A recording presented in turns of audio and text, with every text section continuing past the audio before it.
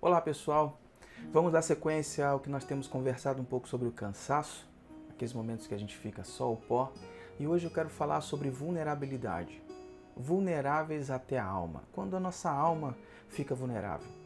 Muitas vezes, quando a gente não sabe o nosso limite e a gente não tem noção da nossa vulnerabilidade, a gente corre o risco de flertar com os nossos próprios limites e isso complica demais a nossa vida, provocando um desalinhamento, sai tudo do lugar. E a gente acaba em uma cena de aridez, que metaforicamente a gente chama de deserto, restando só o pó. Eu quero hoje fazer uma analogia com um grande personagem que viveu várias emoções ao longo da sua vida e ele ficou emblemado, eternizado na cultura judaica e na Bíblia cristã. O nome dele era Davi. Esse cara viveu a sua vulnerabilidade e eu acho que a gente pode aprender com a história dele um pouco por semelhança o que acontece quando a gente fica muito vulnerável. Em uma das suas canções, Davi deixou escrito algo assim: minhas lágrimas têm sido o meu alimento de dia e de noite, pois me pergunto o tempo todo, aonde está o seu Deus? Quando me lembro dessas coisas, choro angustiado. Essa canção retrata algo da história dele, algo que tem muita semelhança com o que a gente vive.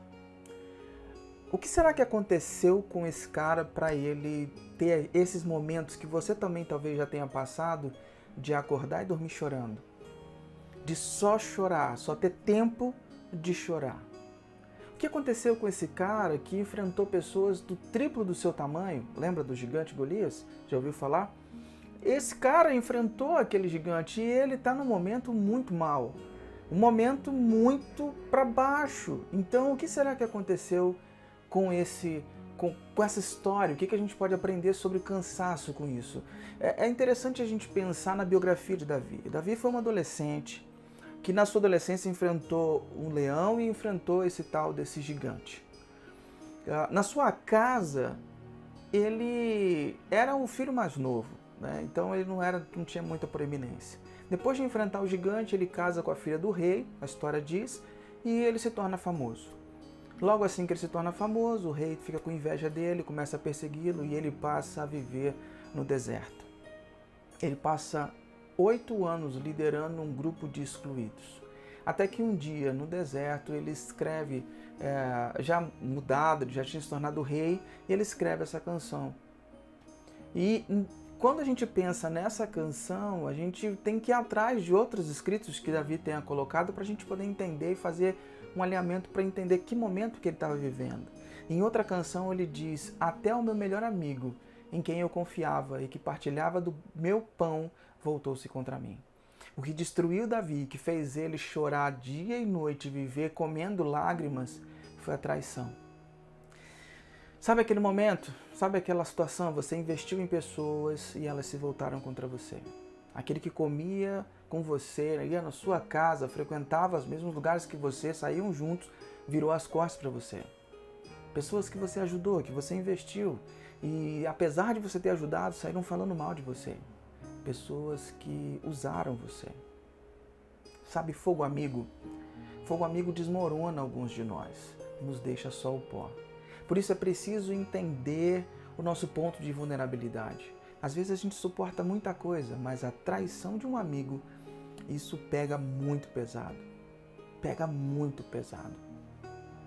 A perda e decepção no ciclo íntimo faz a gente perder a confiança. E quem é que Davi está falando que é o motivo dessa tristeza e dele se sentir tão esgotado? Numa outra canção ele fala: não era um inimigo que estava zombando de mim, se fosse eu poderia suportar. Nem era um adversário que me tratava com desprezo, pois eu poderia me esconder dele. Porém foi você mesmo, meu companheiro, meu colega e amigo íntimo.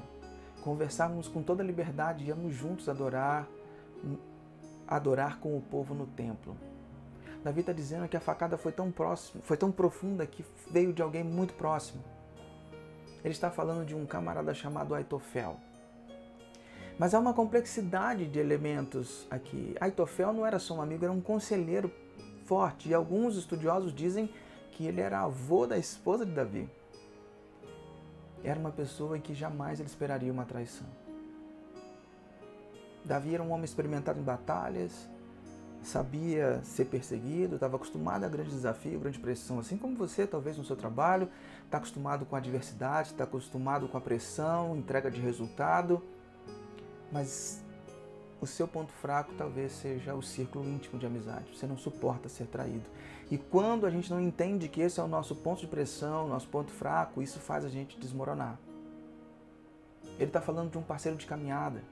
Ele está falando de um amigo, de pessoas que as esposas trocavam confidências, que estavam sentados na mesma mesa com frequência.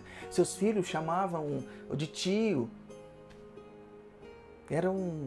Caminhava ombro a ombro.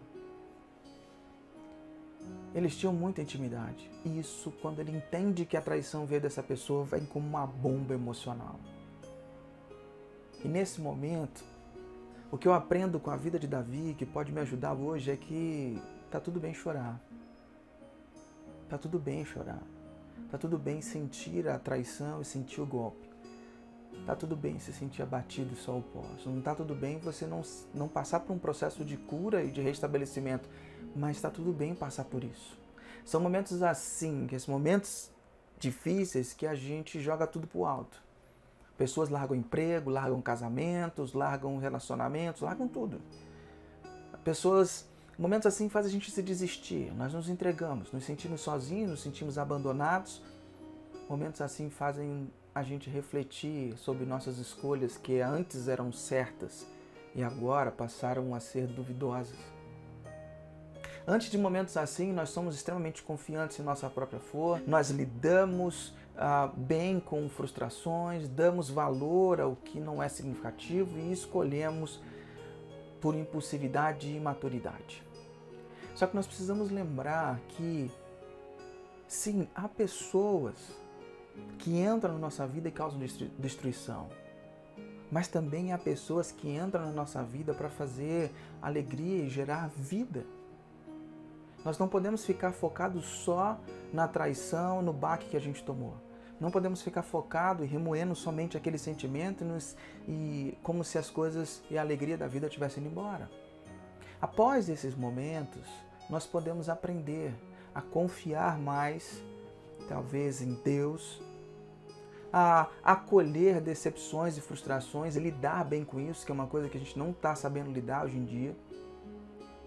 Talvez a gente possa sair e enxergar as coisas por uma outra ótica e nos tornarmos mais pacientes, mais conscientes, mais maduros.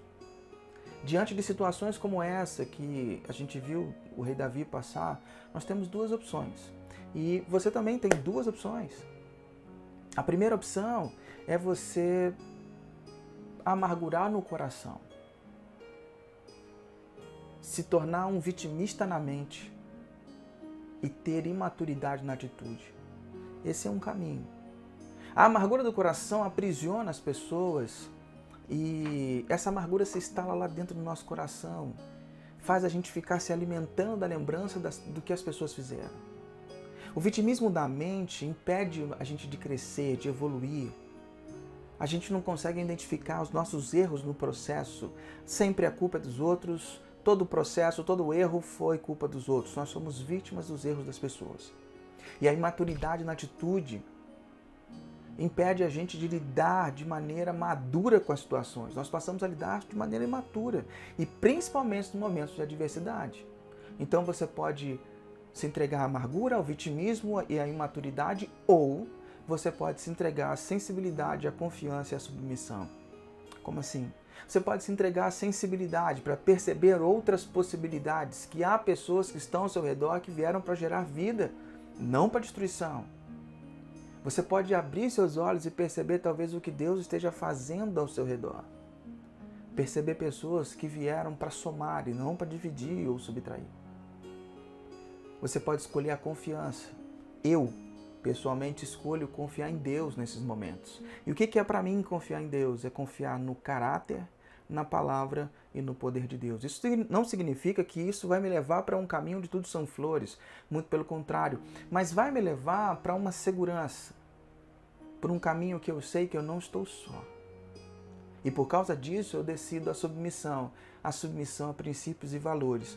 Eu me submeto a princípios e valores de Deus. Você pode escolher submeter a princípios e valores que você quiser, mas submeta a princípios e valores que não são mutáveis. Que não são mutáveis.